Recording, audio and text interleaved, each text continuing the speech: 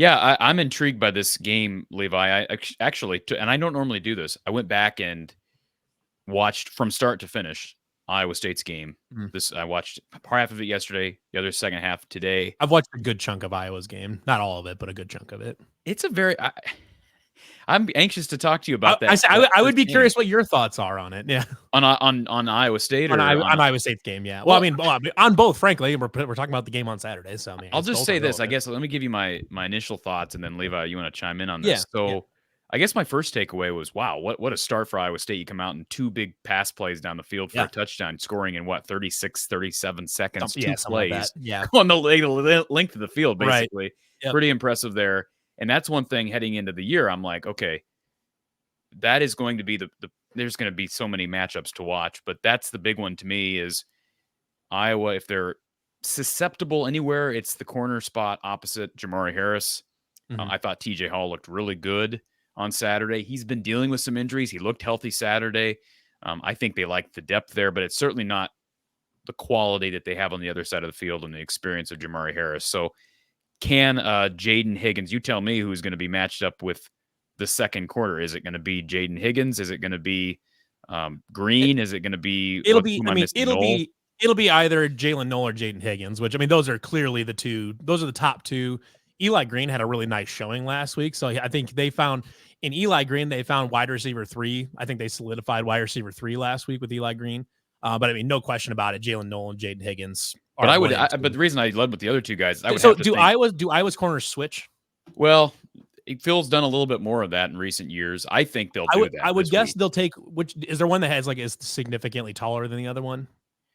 Well, TJ's the longest. TJ Hall's the longest. Okay, so you would probably put him on Higgins since Higgins is about 6'4". You'd probably put him on Higgins.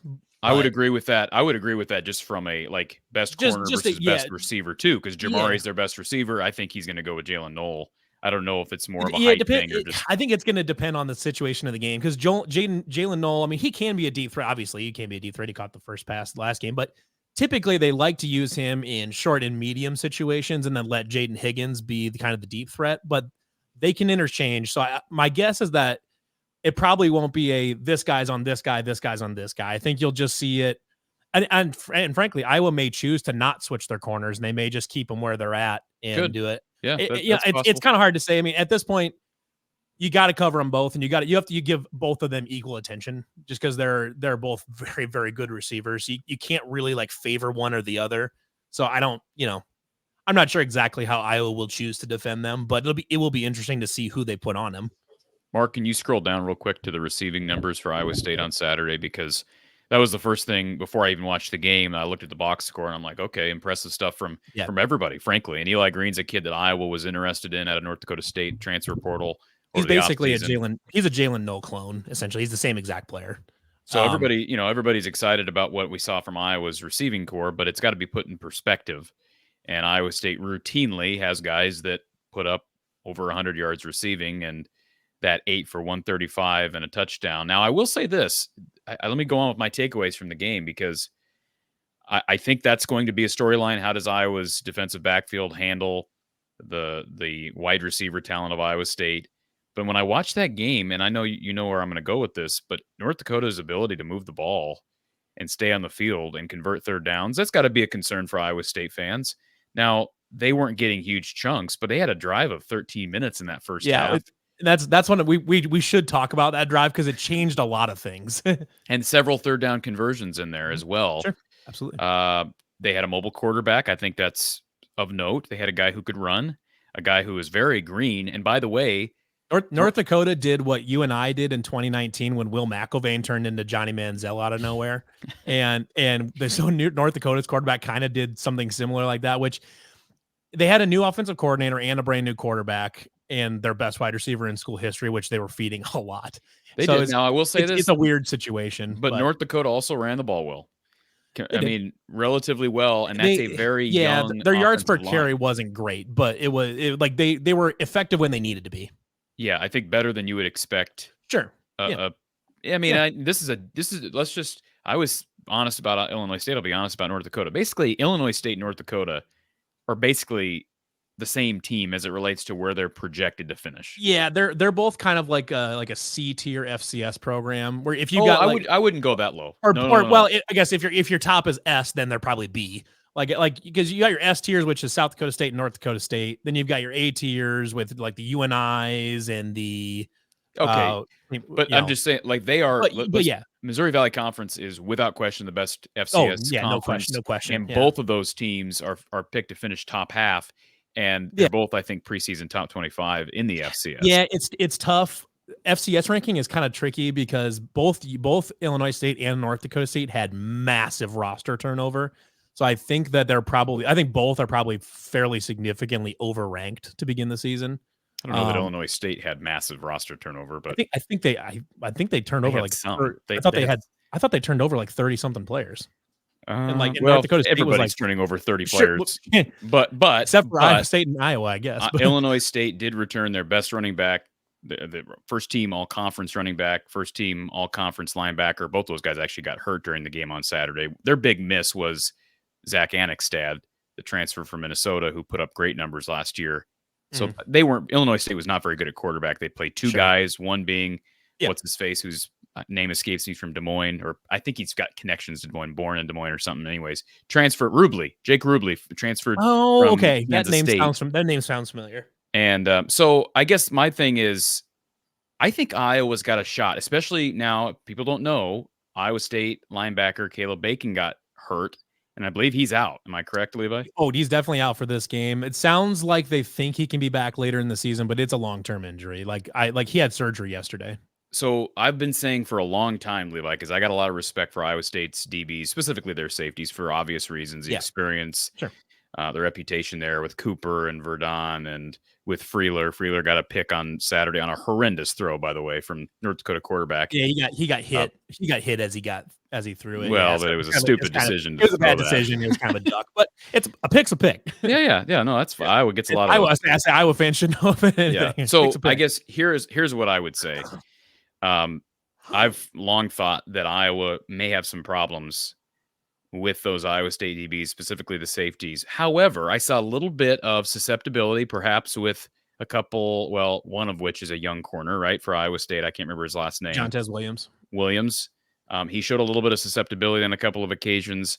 I do wonder, with Caleb Bacon out, how much those safeties might have to cheat down, and perhaps that opens up something down the field for a guy like Vanderzee or a guy like Gill, because of the injury to Bacon specifically, in order to stop that Iowa run game. If Iowa can get that rhythm they had in the second half on the ground, then I think you're going to see that. And then it's a matter of can Cade McNamara get the job done like he did in the second half Saturday. I think that's where the game is won and lost. Now, I do feel pretty good overall. I will say this. I feel, as an Iowa guy, I feel pretty good about Iowa's chances Saturday, not just because it's at home, but I mean, the defense didn't show much of a chink. Iowa State's going to test them vertically like Illinois State did not.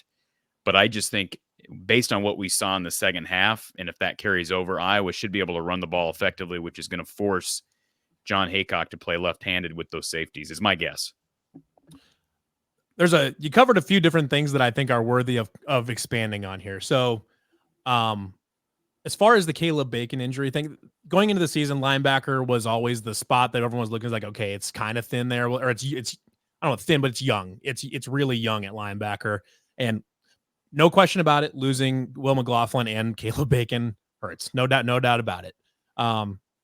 Fortunately, we did see a couple guys play on Saturday, specifically Cooper Ebel, that I'm very excited about. He played well, and I think he's the next great Iowa State linebacker. I really do. I think he's AJ Klein micros level good, maybe better, or will be better. And then you've got Caleb Brazina. He's just true freshman, but he's, Iowa State does not start freshmen lightly. And that's a guy that has gotten an outrageous amount of hype in the offseason, that he's going to be available this week, and he wasn't last week. Sounds like it was a game time decision last week. They just chose to sit him for an extra week because there's no sense in trying to accumulating more injuries, since there was, I would say, kind of got bit by the injury bug the last couple of weeks. And it's if there's a concern on the defense, it's at linebacker. And like you said, if I were Iowa, the first I would attempt to just try to run Caleb Bacon straight at Iowa State all day and night. Caleb Johnson, you mean? Or sorry, yeah. What did I say? Did I say Caleb Bacon? Bacon. Yeah, sorry. Yes, Caleb Johnson. I would run Caleb Johnson straight at Iowa State for a while and see if you can start getting some space. That's how I would attack if I were Iowa, because Iowa State would love nothing more than to get Cade to throw 35 times in a game. They would love nothing more than to have Cade try to win this game with his arm. Because I can't see that happening. I don't see that happening, because I think this game is going to be a really super low possession game. Like, I know the over-under set at like 36. I'm not sure it gets there. It's interesting because I think before the season, I would have said, frankly, there was like one key to this entire game, and is Iowa State going to turn the ball over? If Iowa State turns the ball over, Iowa's going to win. If they don't, Iowa State's going to win. And now there's a second key, which is, one, is Iowa State going to turn the ball over? And two, is Iowa's offense to what degree is Iowa's offense real? And that's the other big question here, is because obviously the first half was an abomination. I mean, I think you can agree with that. It was offensively, but not defensively. Well, no, but we're not talking about the defense. I mean, you just said Iowa's defense. How for real is Iowa's defense? I said offense, didn't I? Okay, I heard defense. Okay. How real is Iowa's offense? We're talking about Iowa's offense. So, okay. So the first half last week was an abomination. It was somehow worse than last year. An abomination. It was somehow worse. Here we go. We're using biblical terms. But anyways, so nth degree. Yeah, I mean, I'm not wrong. Get your point. I'm 6 not wrong points though. Against Illinois State in the first half. I'm not wrong. But so the second half, obviously they ticked it up. Part of it is I think Iowa was trying. It was a pretty big tick up, but it's against Illinois State, and it's the second half of a team that was probably pretty worn down at that point. And I was trying to move the ball vertically. They're trying to get something going in the passing game. So for some context here, because you watch the Iowa State game, and I think a lot of Iowa State fans came out of last Saturday feeling fairly about it, like not disappointed, but just kind of about it. And but what's interesting though is, and part of it is because Iowa State didn't they only had they put 21 points on the scoreboard, but there's an outrageous amount of context that needs to be added. There is where that one defensive drive, the one North Coast drive that lasted 12 and a half minutes, robbed Iowa State of the offense of one for sure, two probably, maybe three possessions. Well, just because of just to be clear, the same Iowa State defense that allowed that is going to Kinnick on Saturday. Well, no, it's not. And I'll explain to you why. So that drive very specifically happened immediately after the Caleb Bacon injury. And Caleb Bacon is the guy with the headset on. So what they were forced to do is take their entire plan at linebacker and they had to give somebody else the headset. And they had to completely reorganize on that drive. So one, John Haycock plays famously very, very vanilla defense in week one, basically calling no blitzes or anything. They just kind of sit back and cover 3, cover 2, and just figure it out type of thing. So they're already playing vanilla, and all of a sudden now they lost their quarterback on the defense. They lost the guy that had the headset and everything, so they had to totally reorganize on the fly. Now, that said, they should not have given up that many third downs. And even if you listen to their post-game interviews, all the players were said it was because they gave up yardage on first and second down that they shouldn't have given up, and they gave it up. Iowa State was perfect on shutting down third and long. So if anything, 3rd and 5 or longer, Iowa State was perfect in shutting that down. But when North Dakota was able to get to 3rd and 4 or shorter, they were able to often get the chains and convert via that quarterback just making something out of nothing, or just getting a run for 5 or 6 yards or something like that. And they were just able to put together a drive. And I tell you, in the stadium, it was miserable because it felt like it took 2 hours. But when you add that in to the fact and basically erase 2 possessions from the Iowa State offense, you're reducing their number of possessions quite a bit. I mean, Iowa State only ran the ball 18 times total in the game. Abusam had 5 carries and Carson Hansen had 6. So, they only put up 86 rushing yards, but they also didn't run that many offensive plays. And by the time they got to the 4th quarter, both teams were just chewing clock and just trying to get out of there, because North Dakota seemed perfectly happy from the get-go to just try to not lose by 40. So they were chewing clock and chewing clock and chewing clock. And then you get to the second half, and Matt Campbell's basically, they open up a 2-3 touchdown lead, and they pretty much pull everybody off the field. You think the 23 play drive was just North Dakota trying to chew clock? I mean, it was partly that. I mean, it was also. Sure. I didn't say it was just. I literally just said that Iowa State should have gotten off the field more. No, I'm just saying, like, yeah. I mean, guess here's my point though is that they like that drive. I would argue was largely a product of them. All of a sudden, they have to completely change what they were doing on defense because they lost Caleb Bacon right before that, and they have to rechange how they're communicating. They also gave up a 14 play drive in the second half. Sure. And you're still dealing with lots of very young linebackers. Yeah, however, well, they're dealing with the same young linebackers this week. I understand, but now you have an entire week to solidify your rotation, to solidify who's going to be running who's going to be hearing the headset. Sure, you have got a better offensive line and a better running back core coming at them. Too. Absolutely. My point though is that I would be shocked if the linebackers looked kind of as unstable as they were last week because they have an entire week now to prep with whatever core they're going to go with, and they're also getting Caleb Brzezina back, which I think is big. Also, the defensive line they were like okay last week. They weren't great, but they were okay. They got a few plays, and I would expect that one to take a fairly big uptick there too, because I would say its defensive line has a lot of talent. Going into that, we heard like a lot in the offseason about how they were talking about going to some more 4-down stuff, just personnel based on personnel, doing some more like a 4-2-5 type of thing. To me, if you're ever gonna do it, this is probably the time to try to work that in. You've got the defensive line talent to do it. You're already down a linebacker. You feel good about 2 to 3 of them for sure as far as starters go. Like you feel really good about Ebel. Sadowski started all of last year, so you're fine with him there. Zach Lovett is fine too. And then hopefully you can get Caleb Brzezina in there.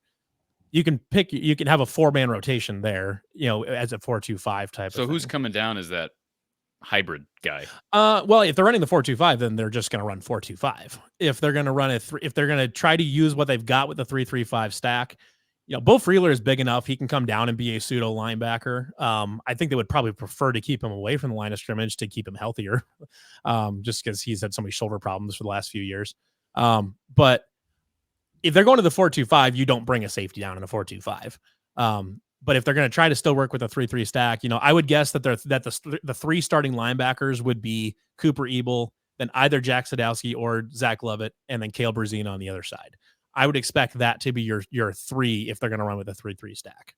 I'm not sure exactly what they're going to do. I mean, I have faith in John Haycock. He's one of the top 5 to 10 defensive coordinators in the country. I think at this point I've gotten enough faith out of him. I have enough faith in him that he'll get it figured out. Who would you rank number 1 as defensive coordinator, Levi? I mean, Phil Parker's probably in the conversation. I'm not too big to admit that Iowa has a good defensive coordinator. No, I mean, Phil Parker, and there's probably some other ones that are good too. But I feel like John Haycock has a lot of respect around college football for a good reason. Phil Parker's got a lot of respect for John Haycock. Yeah, and Kirk Ferentz has a lot of respect for John. I think the coaching staffs all have a lot of respect for each other, especially now that Brian Ferentz has gone, not dragging the average down. But,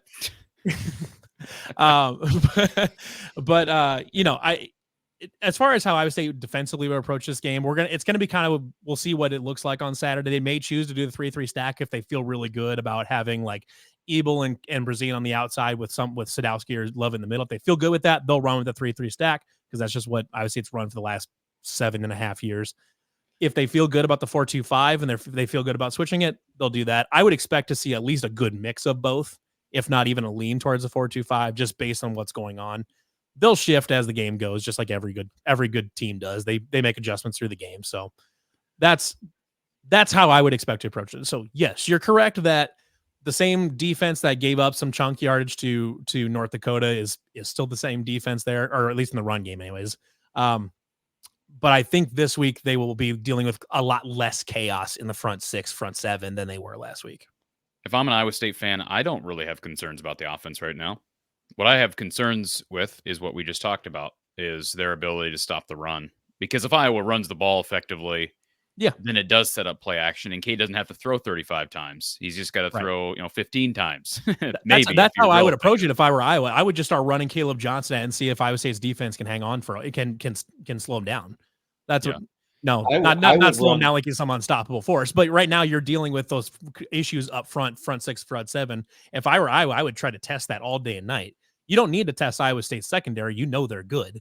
You need to test that front 6 and front 7 to see how solid it is.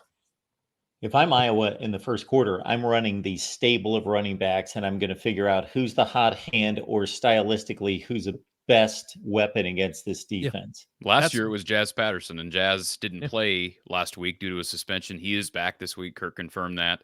And Caleb Johnson didn't play in the first half. He, of course, is back, fully back. I've been getting ripped all day, Mark. I've had several Iowa fans come after me because I have made the statement that I think Kamari Moulton is still their best back overall because it changes. And like throughout fall camp and throughout summer, that's all I was hearing was that Kamari was ascending and Caleb was kind of just stuck in neutral. And I'm not saying Caleb doesn't have impressive physical traits. I think that's what everybody likes to point back to is look at this guy's physique and oh yeah, he's 6'2". I'm like, okay. But guess what? You also have to do other things as related to vision, related to being willing to square your shoulders, put the pads down. Kamari Moulton really did a nice job in spite of the stats Saturday of playing through contact during a time in the game where Iowa's offensive line was struggling a little bit. It was more so that edge pressure that Illinois State was throwing at Iowa's backfield, and Kamari fought through that. I think we're going to see, like you said, Mark, a heavy dose of all these guys. I think it'd be foolish not to get Jazz Patterson some work, given the fact that he ran really well against Iowa State a year ago. And Leishon might be the odd man out this week because I don't know how healthy he is. To me, he didn't look right Saturday. But hey, if you got 3 guys plus Leishon to run, great. And like you said, keep them all healthy and test to see who's hot that day because it may change on a week by week basis. And like I said, I still think that if there's one place where I look at Iowa State from Saturday's game, they kind of struggled to control the line of scrimmage against a very young and green North Dakota offensive line. So it's not just the linebackers to me, Levi. I didn't see a dominance up front that you would expect against a very young group of linemen. That also, by the way, real quick, context for Hawkeye fans, that North Dakota offensive line lost all conference freshman Cade Borad, who transferred to Iowa in the offseason. He was part of that offensive line a year ago for the Fighting Hawks. Yeah, like I said, the defensive line wasn't spectacular last week or anything like that. I would expect them to take a fairly good jump this week, especially if they go to the 4 down front, because Tyler Onyedem, Dominique Orange, J.R. Singleton, Kennard Snyder is a very, very stout front 4 and on that defensive line. I would be pretty surprised if they didn't try to wheel that 4 out there at least to start the game and just to see how it works type of thing. But Eli Rashid's a very good defensive line coach. I have faith in him to get things stabilized there. So it's pronounced Onyedem? Tyler Onyedem. Onyedem. Okay. I was impressed with him. He was the one guy that stood out. He's kind of a monster. If he can put his consistency together and really be a consistent motor, he's kind of a monster, especially physically. I mean, he's got a very, very high ceiling, I think. He got a little bit of Will McDonald in him. He's quite a bit bigger than Will McDonald. I think you can tell that he spent a little bit of time learning from Will McDonald because he's using a lot of those same spin moves that Will used. So you can see he's been watching some tape of Will. Little bit different. Like I said, he's a bigger athlete. I think he's probably got 30 pounds on Will, I would guess. So it'd be interesting, but I think he's got a very, very high ceiling. And you know what I would bring up, and then Mark, if you want to take this conversation in a different direction, but here's what I will bring up about Saturday after watching the game on television. It sounds like you were in the stadium for the game, Levi, but one thing that frying my ass off, it was so hot. One thing that the FS1 commentators noted during the game is, hey, sometimes they say if you've got 2 punters, you've got none. And special teams are always a big deal in this game. So Iowa State played 2 punters on Saturday, which, like it or not, that probably is an indication they're not real confident in either. It's not like playing. Actually, completely disagree on that one. But you don't play 2 punters when you're the reason Iowa State wheeled 2 punter is because Jace Gilbert has proven himself to be a very good pooch punter. I don't know if you watched what he kicked, but he was a very good short yardage punter. Tyler Perkins has a big leg, but he struggles with on the opponent's half of the field. Jace Gilbert's he proved himself last week to be a very good pooch punter. Well, that's what I'm saying. Having 2 punters and having 2 quarterbacks could not be more different. I know Iowa believes that punting is quarterbacking, but I promise you they're different positions. No, Iowa just doesn't need 2 players to fulfill one role. I mean, Iowa's punter was not awesome last week. He was okay, but he wasn't Tory Taylor. Well, They didn't need him. They scored 40 points. They needed him in the first half, and he was not very good. He was okay. He was okay. He was okay.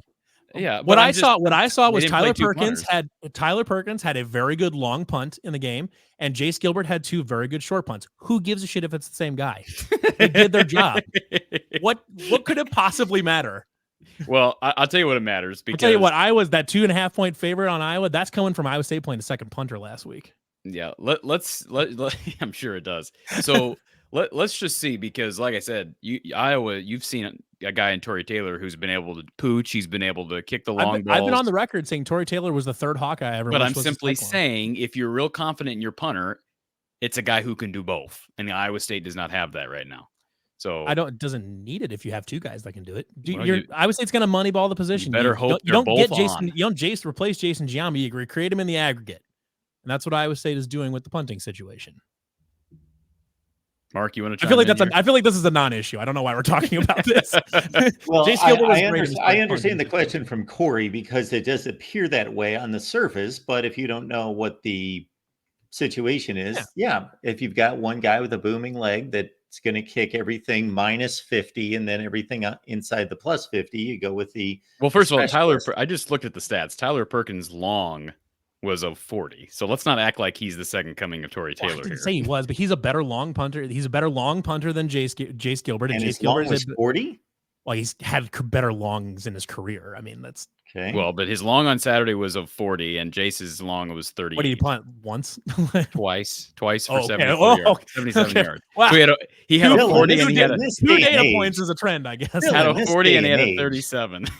Okay, that's Tyler Perkins is a junior that's been here maybe he's a senior now. He's got a long career of being a good punter. Hey, what will happen? This is a very silly conversation, Mark. What happens on Saturday if Reese Dakin takes the first punt and he literally punts it out of the stadium? What will Levi say at that point? I want to test that guy for steroids. Is what I'm doing here. Mark, we've got like 15 minutes left. Can you please tee us up on a segment that people I know really enjoy? And that is for Levi and I to make our picks when you go position by position. I know people love when we do this. I would love this. First, Corey, I would like a brief answer from you on 2 Cade McNamara related topics. Number 1 would be, considering everything we heard out of Kirk and out of Tim Lester during August, that I know that I took a little bit more from it than you did in Cade not looking the best, and that quarterback decision was made late in camp. Are you encouraged by the way he threw the ball on Saturday? Number 1. Yeah. Number 2, where's my guy Brendan Sullivan? Agreed. They're struggling to score the entire first half. Well, why doesn't he get on the field? And then they've got the opportunity when they're up by 30 or 40 points in the second half to get him on the field. I had a long conversation with Coach Patterson about this on the Sunday night show, and I'll just condense this back for the sake of time. I agree with you, and I am disappointed that they did not give Sullivan meaningful snaps. And I think that was a Kirk decision. I don't think that was a Seth Wallace or a Tim Lester decision. I believe that was premeditated, pre-discussed, and that was ultimately a Kirk Ferentz decision. I agree with you. Up 33-0, there's no reason at that point not to put Brendan or Marco in the game and give him meaningful snaps, as opposed to putting him in with a minute and a half and handing the ball off 2 or 3 times. I agree with you on that. I don't know about the first half, because as I was watching the game Saturday, I'm thinking, like, it was close, and some people felt like Brendan was the better option coming out of camp. But I do wonder, when you decide, okay, we're going with Cade to start the game, to start the season, pulling him in less than a half when you're ahead. I know it wasn't a big lead, but I do think that could mess with his psyche. So I don't know about pulling him at that point. And then once he got rolling in the third and even early fourth, I don't know that you pull him then either, because he's rolling and you want to keep that rhythm going. But I agree with you on, when you're up 33-0, at that point, let's move on. I was encouraged by his arm. He made a couple of poor decisions, one being when he's falling down and he throws it into double coverage and it's caught by Reese Vanderzee. Again, having a receiver that can bail you out's great, but that was a bad decision. He had another throw that he underthrew Luke Lachey badly, and it could have easily been a touchdown. Lachey had his guy beat over the top, and so he underthrew a couple of guys, and that, to me, I'm no QB's guru, but it looked like footwork to me. Both of those throws were off his back foot. The one was he's falling backwards. So I would hope Tim Lester is going to have that corrected this week, and I'd say I was most impressed by his mobility. He had one play, I think the play of the game from Cade, without question, was a play, and I don't remember when it was, if it maybe it was early third, when he's pressured and scrambling and flushed right, flushed left, and then he's running left and throws it back across it. Well, not totally across his body, but throws down the sideline and puts the ball on the money to a young tight end and Zach Ortworth. That was a really gorgeous play by Cade McNamara. So that's made me, kind of perk up when I saw that. But yeah, I think just the mobility, it looks like he's comfortable back there now. And it didn't look like that at Kids Day. I can tell you that firsthand. It did not look like he was comfortable back there. So I believe Kirk when he says, hey, he's looked more comfortable, but it was going to take him some time to settle in. However, Mark, I said it to you this morning when I joined your live show briefly. I have to see it against Iowa State. I'm not bought into this offense. Like people, Iowa's got an offense now. Like, okay, I get it. People want an offense. They want to see this, but they got to prove it against someone other than Illinois State, and they got to prove it more than 2 quarters. Like, they just do. Now, if they do it against Iowa State, say they go out and they score 30. I don't think they're going to get there, but if they were to do that against Iowa State, regardless of how it looks, I mean, unless it's 2 or 3 pick sixes, I'm probably going to walk away, overall being like, hey, yeah, I think they've got something right now. But I said back in July and August that I thought it was going to take a month for the passing game to evolve. And so if they come out there and struggle to throw the ball against Iowa State, it's not panic button time.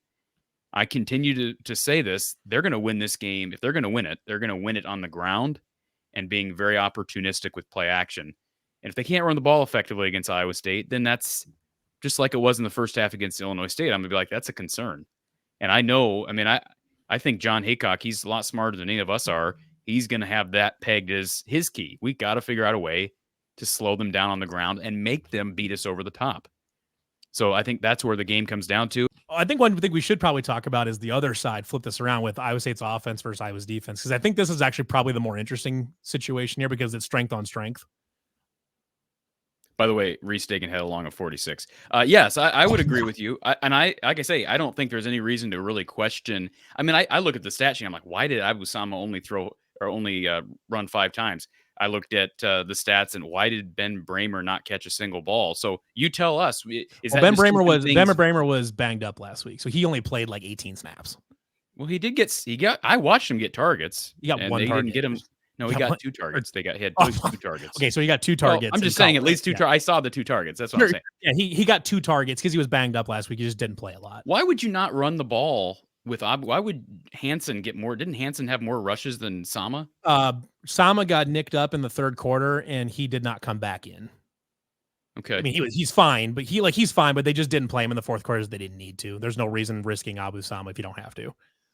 In a game that was over and done with. That's why they ran Jalen Jackson a bunch in the 4th quarter too. So I think so. Sama had the hurtling of the defender in the 1st quarter, which nice everybody play, you probably had to get a fresh change of shorts, didn't you, Levi? Bro, that happened after the first drive. I didn't bring a 3rd pair of shorts with. I guess what I would say on that is Abu Sama is terrific. Breece Hall was terrific. David Montgomery was terrific. And Montgomery had 1 game against Iowa, I believe it was in 2017. It was the 2017 explosion. When both teams went nuts offensively in that game. And they scored. What a fun game that was. I wish we would have won, but but in general, Iowa's done a pretty good job of containing those Iowa State backs that have been really good against everybody else. And I know Sama improved as the year went on last year, but I have a hard time seeing this group of linebackers / tackles breaking that trend. Do you real quick? Can we just acknowledge something right now? Aaron Graves was really good Saturday. Y.A. Black ate up a lot of double teams on Saturday. They have 2 All-Americans in Jay Higgins and Nick Jackson, and a 3rd guy in Kyler Fisher who looked pretty good and is really versatile. Plus Sebastian Castro, who might be the best overall player on the team. I think it's going to be hard for everybody and anybody to run against this front. Iowa's defense is good and the sky is blue. I don't know what you want me to tell you. I'm just saying they historically Iowa State doesn't run the ball great against Iowa, in spite of the fact that they usually have really 5 years outside of good running backs. They don't run the ball very well than anybody. But I think you can approach this team a little bit differently. One, And this is, I think this is an interesting discussion to have here, because I think we're going to see something a little bit different for whatever reason. For the first 8 years of the Matt Campbell tenure, for whatever reason, Matt Campbell decided that the best way to try to beat Iowa is to try to beat Iowa by being Iowa. And if anybody has ever found that out, trying to beat Iowa at their own game is never a good idea. There's nobody that does Iowa better than Iowa.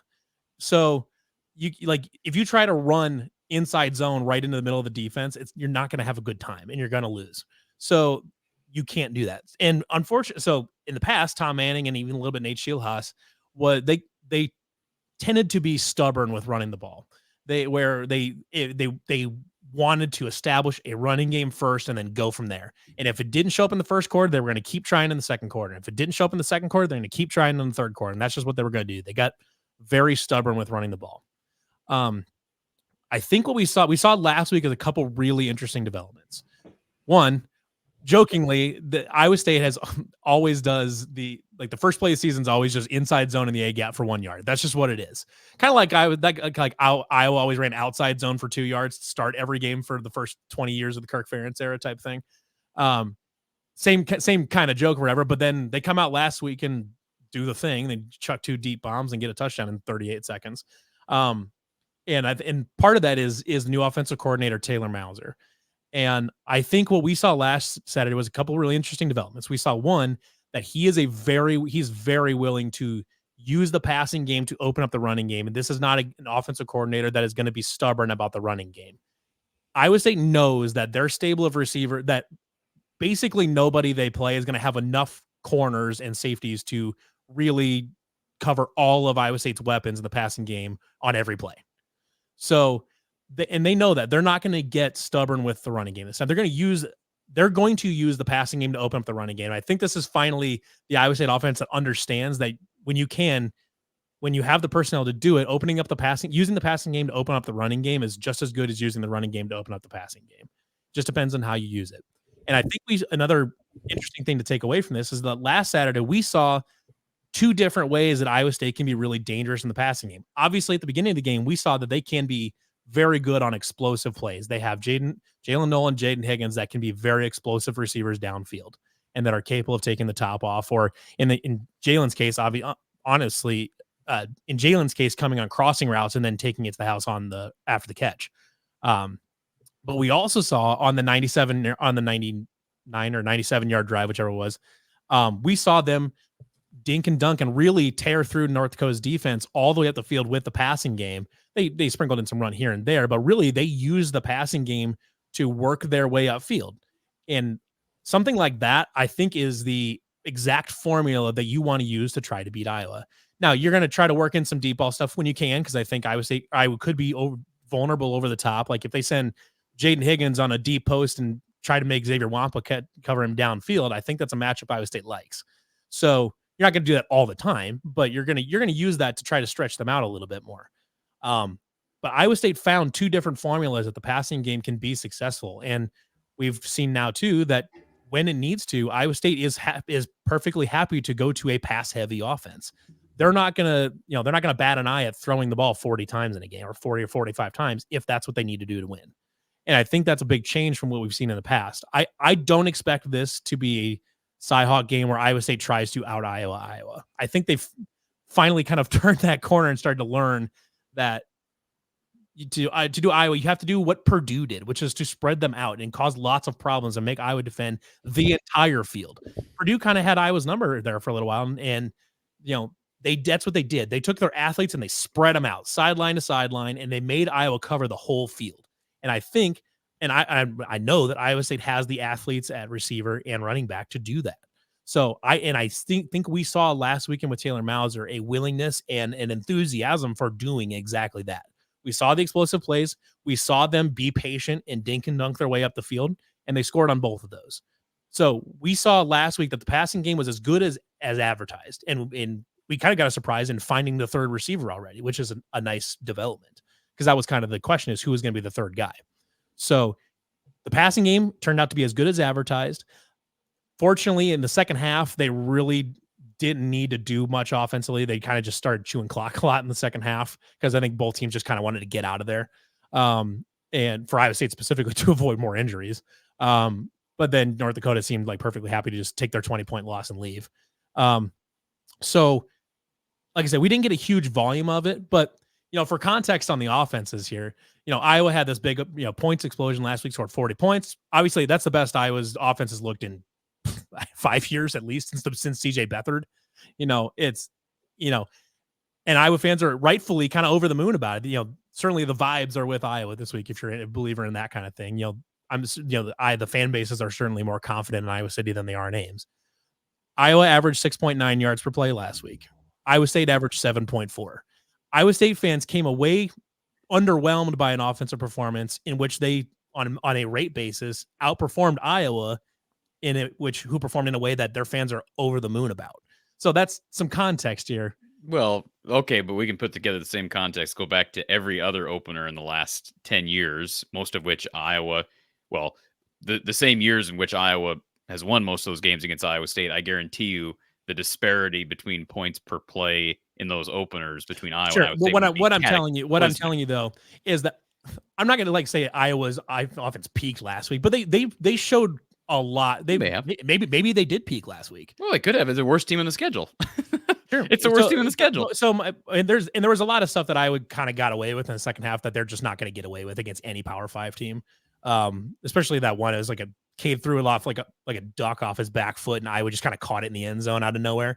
That made you mad. That made you mad. That shit's getting picked off 12 times out of 10. It just is.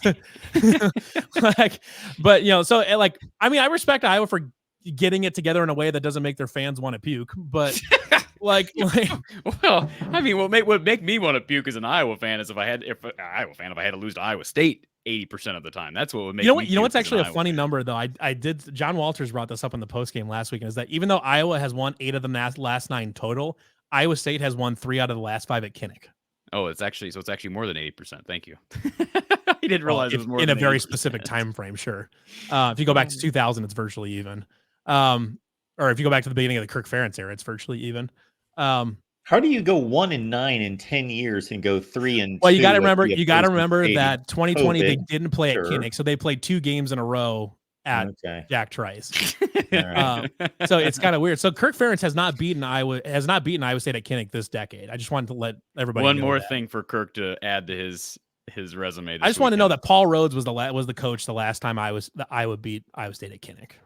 So, and if I'm not mistaken, go back to the Paul Rhodes era. He has a better win percentage against Iowa than Matt Campbell does. Correct? Against Iowa, yeah, not against Iowa. everybody else. But you want to know? Well, but you want to know part of the reason. I think I'll say this. I know routinely people that are listeners that are Iowa fans are going to come on here and rip you. So I respect you for being on here in spite of knowing that you're going to get ripped, Levi. I'm not scared. I respect I ain't scared of you guys. I respect you. No, not you guys. I'm not ripping you. No. I'm talking about Iowa fans as a general population. But here's what I'll say about it. I do think you're right about something. I think you're onto something when you talk about spreading Iowa out, because I think that's the only way you have a chance. Now, I'm not saying it's going to work, because I still think Iowa can play that way, and they've adjusted over the years. I remember back in 2022? I was in West Lafayette for that game. I don't remember what year it was, but it was after Iowa struggled against Purdue. Yeah, because they lost in 21 when they were undefeated. And I think at that point, Phil Parker figured out how to play Purdue. And now Jeff Brom moved on, so we didn't get to see the recent. Yeah, I mean, I'm not saying that Iowa can't defend spread out teams. That's obviously not what I'm saying. But that's a much better plan to beat Iowa than running it up the gut, 40 times in a game. And I think Iowa State has finally figured that out, because I think for the first 8 years, Matt Campbell tried to out Iowa, which was a dumb plan. It worked one time, but it was and it narrowly worked. it narrowly worked one time, but that's how Iowa always wins game, is narrowly worked. Can I get you to admit something, Levi? I just want you to sure. get. I want to tell you Iowa's defense is good again, or what? No, I want you to admit something. All right. I want you to I want you to look at everybody on this show, and I want you to admit that Iowa State, I don't believe in luck, but the game in 2022 was as fortunate for Iowa State as you could possibly imagine, with some of the things that happened in that game, just everything about that game. They got bounces. I mean, every it seems like every side. Well, it wasn't just bounces. Has some lucky bounces. The Like Arlen Bruce the falling 2021 down. game. Like the 2021 game, Iowa got some pretty friendly bounces and stuff like that too. What do you mean? Dominated that game. What are you talking Or about? maybe I think in 2019. Oh, 2019, Iowa got a dumb lucky bounce. Got a dumb luck play on that punt return, stuff like that. Okay. So Yeah, I would give you that. But the first thing I will admit is that every Cyhawk, the new dumbest thing you've ever seen happens. Like that's the trend. That's the only constant about Cyhawk is that someone on one of the teams will commit the dumbest thing you've ever seen. That's why we call them the Cyclones. Hey, I'm just saying the dumb thing normally comes from the boys in red, not the boys honestly, in gold. you're 100% correct. And like the last, especially the Matt Campbell era, if they've lost in a dumb way, it's obviously been Iowa State typically. 2022 it was Iowa, but now it's whatever. Yeah, but it's I wouldn't even. game. 2022 is just like mistake after mistake after. I wouldn't say they were dumb. You know what's funny though is I remember us talking about that season, like before talking about this game before that season, and we were both in agreement that Iowa was probably going to win because Iowa State was really young. They were moving in a new quarterback and all this forever. And at the end of the show, I remember Clipping was like, but it doesn't make any sense. So Iowa State will probably win. And then we were both like, and then then it happened. Let's not forget that 2021 was. Were we talking about 21 or 22? 22. That was coming. When Iowa State won at Kinnick. Yeah, that was coming on the heels of Iowa's debacle against South Dakota State week 1. So I was not that confident heading into week 2. I didn't know what to think. I think it was the preseason one that we kind of agreed that Iowa was going to win. I think that's what it was. Just a funny thing I remember the other day. Let me just respond to Hair Trigger in our chat earlier that made the comment you put up on the screen, Mark. He said, I have a hard time seeing Iowa State scoring. That, with all due respect, I think that's a naive comment to make. Because when you watch the game and go back and watch the game against North Dakota Saturday, Iowa State looked very, very proficient through the air at times. They just didn't have, Levi's right, they just didn't have the ball very much. And I thought it was peculiar that they didn't run more with Sama even when he was in there. Because, I mean, even if he was out in the third quarter, Levi still only finished with 3 carries. But they did open the game throwing the ball. And, I mean, Noel and, what was it, Green? Jaden Higgins. And Eli Green, they were all very good. And so we've seen Iowa State, even last year in Jack Trice, they figured a way through the air to get back in that game at the tail end and give themselves a chance. They didn't pull it out, but they have. I mean, even go back to the 2022 game when what's his face beat Riley Moss for the Xavier one. Hutchinson. Yep. Hutchinson beat Riley Moss for the 1 touchdown of the game. If Iowa State's going to win, they're likely going to do it by taking advantage of Iowa's corners. And that's kind of the point I was making earlier too, is that like the good things that Iowa State should take away from last weekend is that they established that the passing offense is every bit as good as we thought it was going to be. And that they have the scheme put together that if they can find holes in Iowa's secondary, that's a place where they're talented enough to do damage if they can find some room. And that's really the point I'm trying to make here is that they can use that. And then hopefully if they can use that with the passing game and get moving downfield, then the running game can open up from there. And then if you can get room for Abu Sama, anything's possible. So, that's. But I just want to say, I'm not making a prediction that Iowa State's going to win. I'm just simply saying if they're going to win, they do have a passing attack. They proved that Saturday. Yeah, and absolutely. I already suspected that they had a passing attack. Yeah. And we didn't see anything from the tight ends. So that's, Yeah, Bramer was basically not included in the passing game because he was banged up. So they whatever they did passing wise last Saturday is as impressive as they did look in the passing game. That is not including Ben Bramer. Let me just say this. If Iowa I see some people in the chat. If Iowa shuts out Iowa State Saturday, if they win like 24-0, Mark, then hold the phones because then you can probably pretty clearly name Iowa top 3 defense in college football and maybe better, maybe not 3 type of thing. Well, yeah, I'll be very impressed if they do that. I over and over again, that's one thing Paul Rhodes was able to do at times as well. You mentioned spreading teams out. I used to think every year we should expect a trick play or some sort of trickeration from Iowa State. We haven't seen that as much in recent time. Matt Campbell's not a trick play guy. Well, it was successful at times. Paul Rhodes is the riverboat gambler, but Matt Campbell is whatever the opposite of a riverboat gambler. I think he's the guy that didn't buy the ticket. He's sitting on the shore on the park bench watching the river. But Levi, I think against Phil Parker, that's the way to go at times. It's I don't listen. You're not going to hear any protests from me that I was just run a trick play or two once in a while. But and I shouldn't say that they've never run a trick play. I mean, there's been a couple of times where they've converted on double passes and stuff. Actually, they did against Iowa in 2019. So it's not like they'll never do it, but like I said, Matt Campbell's not the riverboat gambler that Paul Rhodes was. So it's kind of we'll see. You know, I have confidence that they've got a game plan put together to try to really use passing game as the primary way to attack Iowa, and then use the running game where it makes sense. Let's size up Cyhawk, tail of the tape time, position by position. With all the early season big matchups that have gone blowout fashion, I would be shocked if this was anything more than a 2-score game. I just think that this is going to be a great game once again. Here we go. Iowa State. Let's start at quarterback. McNamara versus Becht, or the complete quarterback room. Levi, go. Rocco, and I don't think it's that close. Well, again, you're talking about complete. You said or complete room. If we're just talking starter, well, we're not. Let's not play complete room. We're playing one football. Wait, what happened to J.J. Cole? Why didn't he play? Connor Mobley got the snaps over him. Yeah, well, why didn't J.J. Cole play?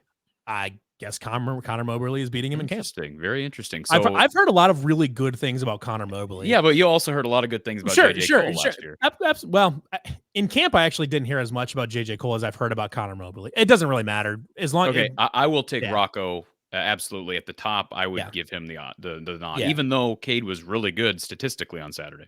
Go ahead. One thing that's worth noting about Rocco here too is that, someone actually, I think it was maybe Chris Williams that brought it up on their Two Guys podcast the other day, that I hadn't really thought about it, but it makes a lot of sense actually, is that in games like this, you would take Rocco probably over Brock Purdy, because as much as Brock Purdy is the all-time Colt hero not even Colt hero, just the hero for Iowa State football of all time, he had a lot of that Brett Favre where he just sometimes he's gonna do a lot of crazy things that some of them are gonna work and some are really not gonna work. And like if you look in 2021, Iowa got in his head and he was terrible, and that's why he got benched. Rocco is not that guy. He's not the gunslinger that Brock was. You know, in a game like this, where it's against a ball hawking defense in a road game in a tough environment, you'd rather have Rocco than even Brock Purdy in this, because he's just a very level-headed guy that doesn't make a lot of bad decisions. What's this thing, by the way? What's this thing with Iowa State quarterbacks that they need these hard stone rock names, Brock and well, they all got a name. They all got to be able to be puns with October, which is when Iowa State's good. Okay. So, go ahead, Mark. You want to? Well, we can move it on to the running back room. Corey, you can start there. The running back room. Yeah, I think you got to evaluate the room, right? You don't just, because it's not just a one-man show. I will take Iowa State, because I think Iowa State has a much better lead horse right now, but I think it's very close. I think I like Iowa State's top two better than like Iowa's top two. You know, beyond the two, you know, you're looking at like Jalen. I don't know about that. I like the number one much more than the Iowa. I like Iowa State's number one quite a bit better. I would argue that, I mean, Hansen was very good on Saturday, and he's a different back than Sama.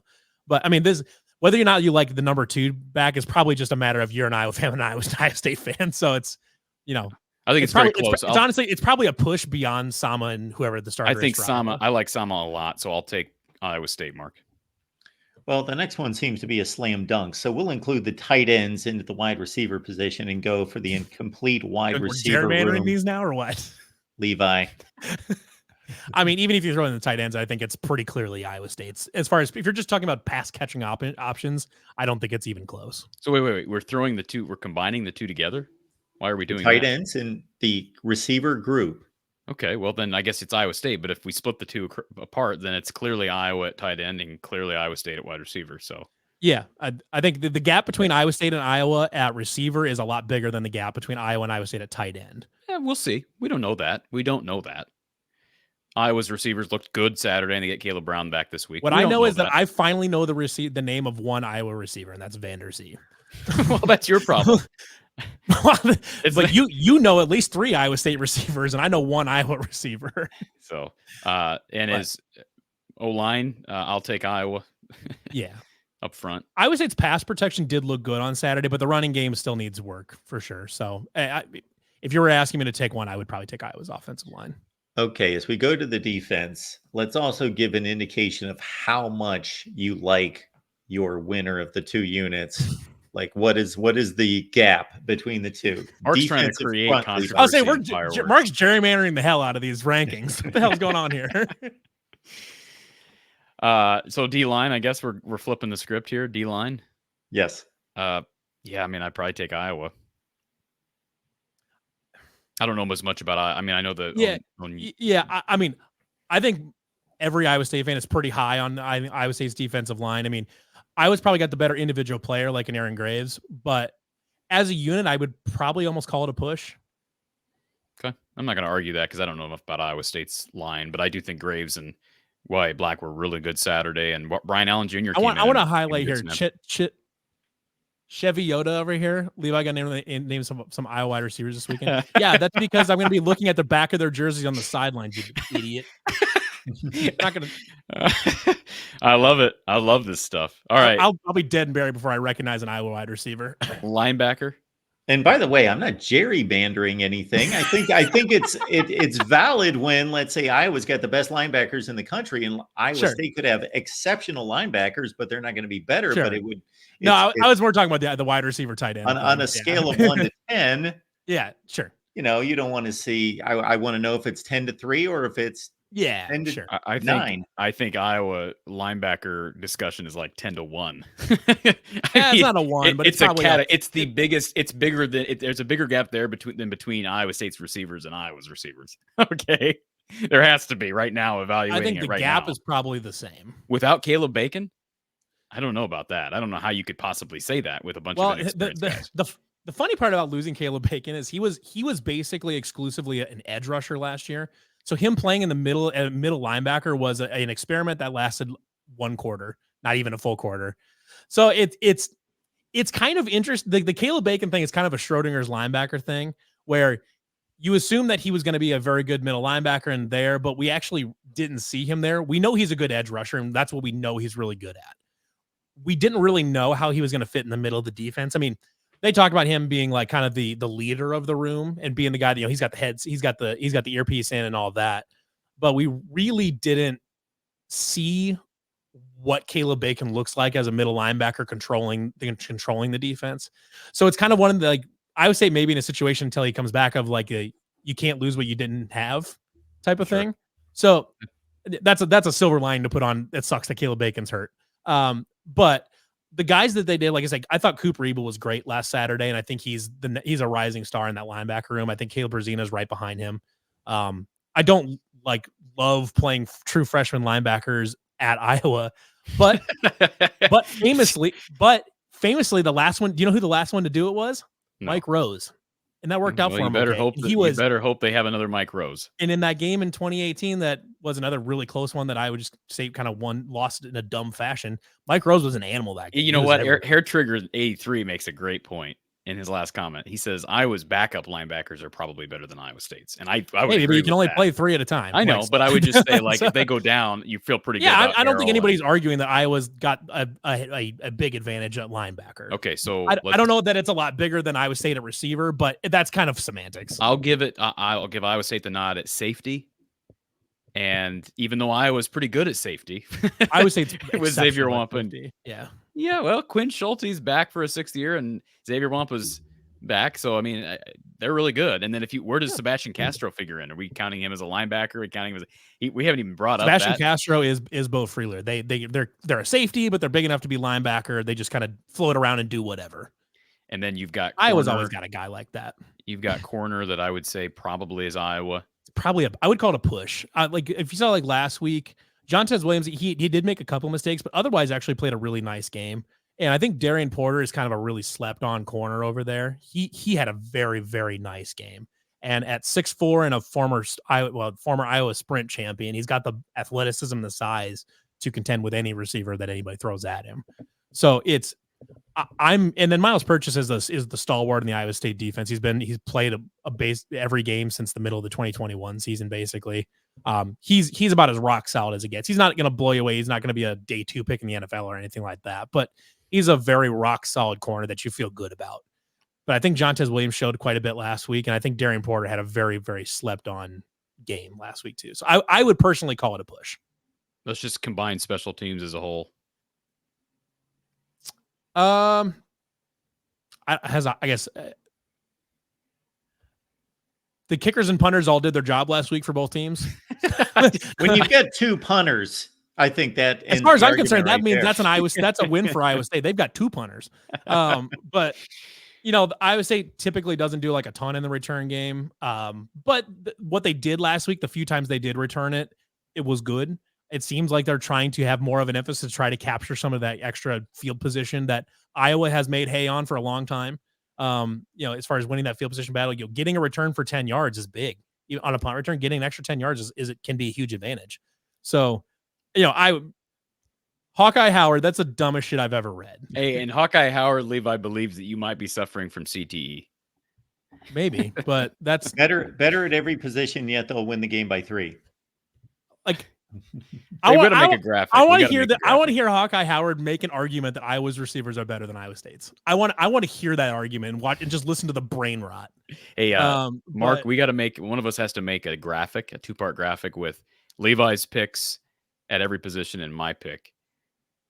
Maybe I'll do that. They're probably pretty close. I mean, we agree on some, and there's some that are like close where it's like, maybe a slightly in this way, but pretty close. Yeah, running back's the only one that I'm like, I still don't know. I don't know how to pick that because I picked Iowa State, but if you go 1 through 4, it's Iowa. But then you look at like Iowa State doesn't play 4 running backs in a game, so like their 4th running back doesn't matter, like because you're not going to see the 4th running back unless some catastrophic cascade of injuries happens. But that's not typically what happens in a football game. Cascade, no pun intended. Go ahead, Mark. We are there. We've completed. Unless we want to rate coaches, do we want to rate the coaching staffs against each other? Well, I mean, right now the OCs are both very much question marks. I mean, if you, I don't think Taylor Reynolds is a question mark at this point, frankly. What's he this is his first game, and by the way, Tim Lester had a better performance than he did. Did he? Because Taylor Mauser outgained him on rate stats. On what? On rate, like yards per play, which is like the best way to rank an offense is yards per play. If you're start ranking offense on points and total yards here, we're on a different planet of conversation here. Total offense. That's a 1980 stat. A lot. Well, hey, you talk to a lot of offensive coaches. Even Chuck Long has made the statement that the best way to evaluate an offense is total offense. Chuck Long has even said this. Chuck Long played offense. 200 years ago. The guy's a dinosaur. Are you telling me that Chuck Long? I am a big yards per play guy. Chuck Long is the arbiter of all good things. I'm not saying yards per play is irrelevant, but total offense is the best. What I know is the people that know stat. ball have not used total offense in 20 years. Yeah, nobody uses total offense. Nobody what a stupid statement. Nobody that knows what they're talking about uses total offense. That's a crazy stat to use. That total offense is an insane stat to use. It's all because it depends on how many possessions there is in a game. It depends on how many total plays are you running and like how it's just like time of possession. Time of possession is a stupid stat. Nothing you say is wrong necessarily, Levi. Crazy. I agree with what you're saying, but to say that nobody uses it, all you have to do is flip on a pregame show and they've got total offense and total defense. Well, and people still drive Ford Pintos, but doesn't mean it's a good idea. Saying total offense is widely the accepted stat. No, it's not. No, yes, it is. Yes, it is. Every time we hear about Iowa's offense being the worst in the country over the last 3 years, we see the stat of you can total look at offense. it at the rate stats too. You don't have we don't hear those. Those are not the stats that people talk about. Question. Who are you listening to? Anybody and everybody. No, don't give me that. No. Are you listening to ESPN or are you listening to analytics people? Listen, there's a place for all of these stats. There's nobody at Pro Football Focus that has looked at the total offense stat in 5 years. There is not a perfect stat. Okay, we have to look at all of them. There's not. But I will continue on my stance, and that's knowing that Iowa's been dead last in the FBS in that stat over the last few years. Sure. I will continue to double down on total offense is the best way to evaluate. Okay, cool. Here's a question for you then. Per play average is one thing, but it's not. I think it's widely agreed upon that it's a better indicator of the total offense. Put it this way. Okay, we'll go. Great. Here's a great example of it. We're going to use basketball as an example here because it's the same thing. By the way, guess what? What does a 3rd and 15 draw play do? Okay, I rest my case. Go.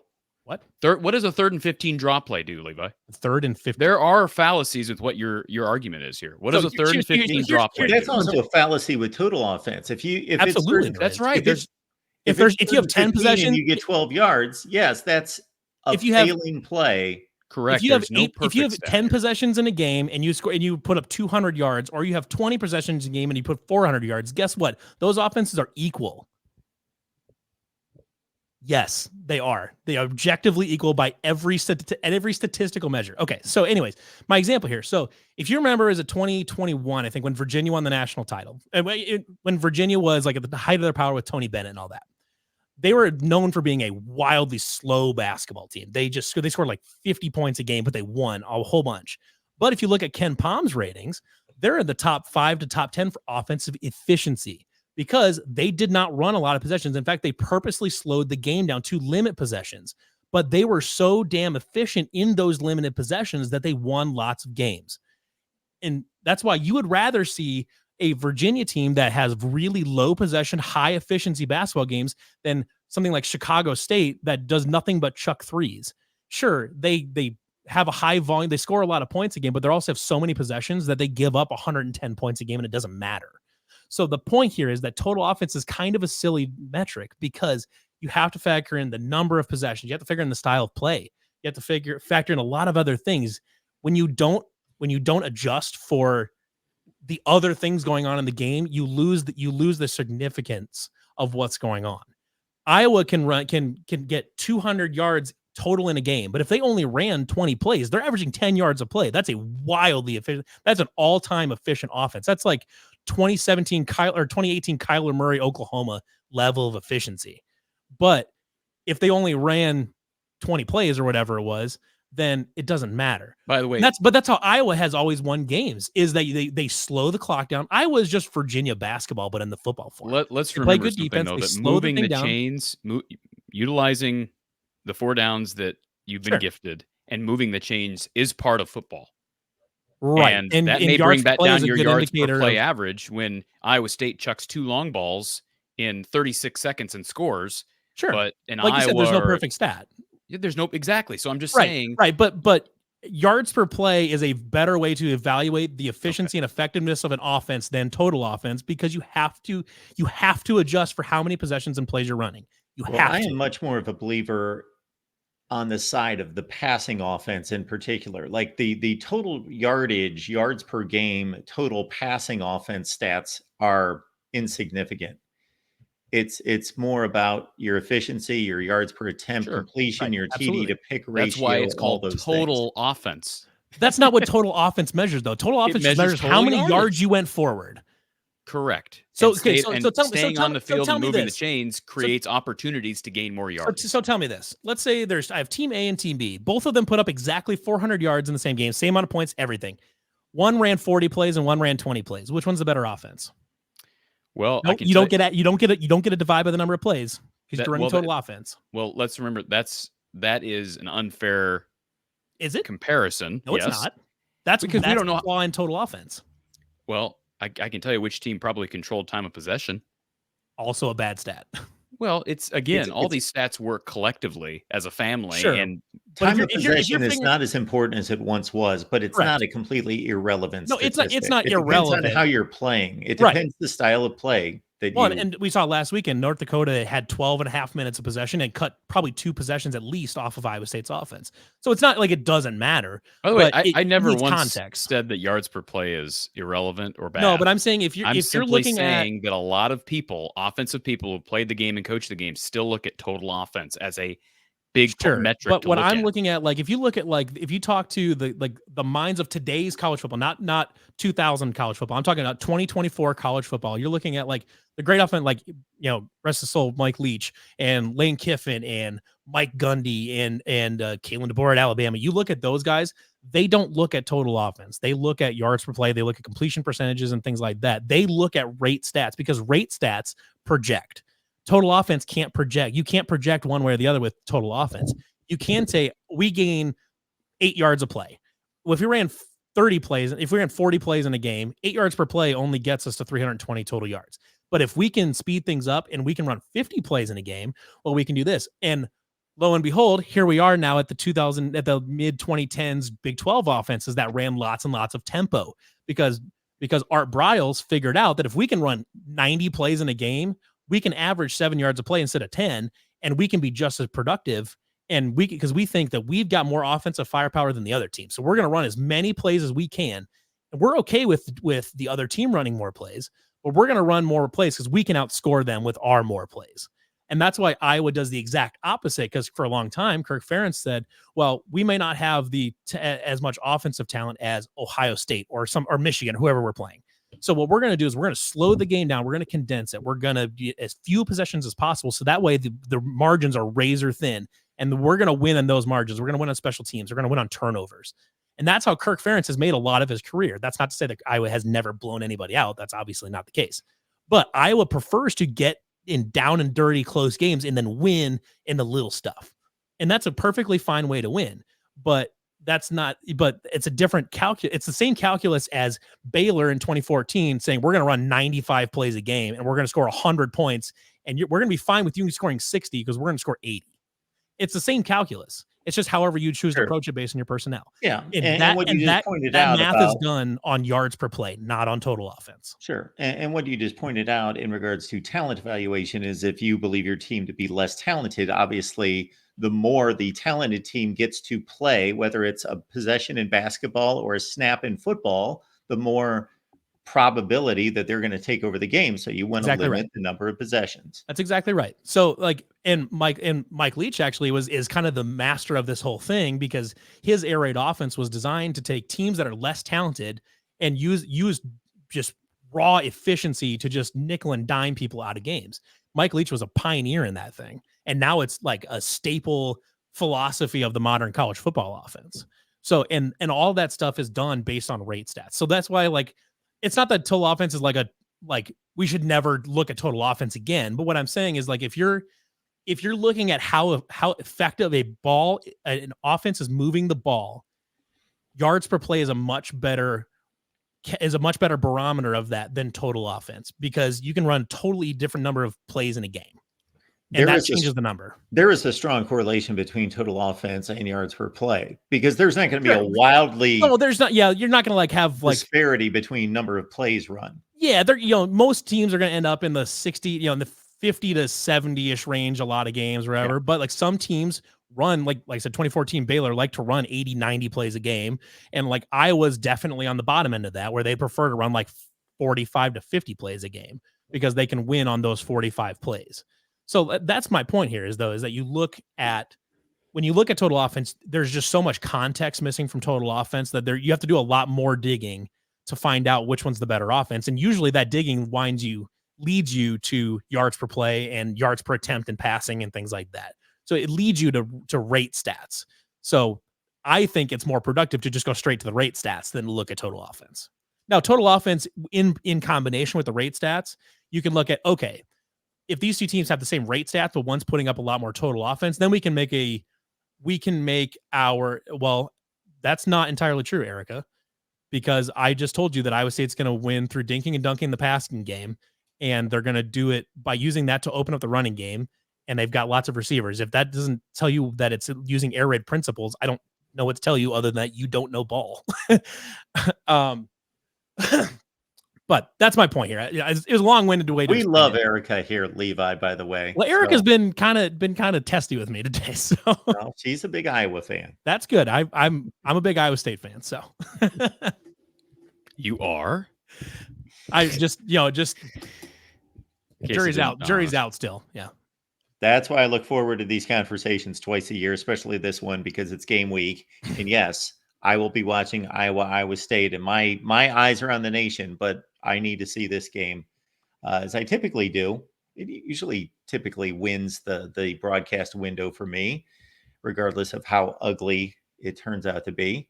And it will but be. I expect a good one. And again, a very important one in regards to the national scale, even though Iowa State's path to a playoff is most likely as a Big 12 champion, and Iowa, from a record standpoint, most likely their path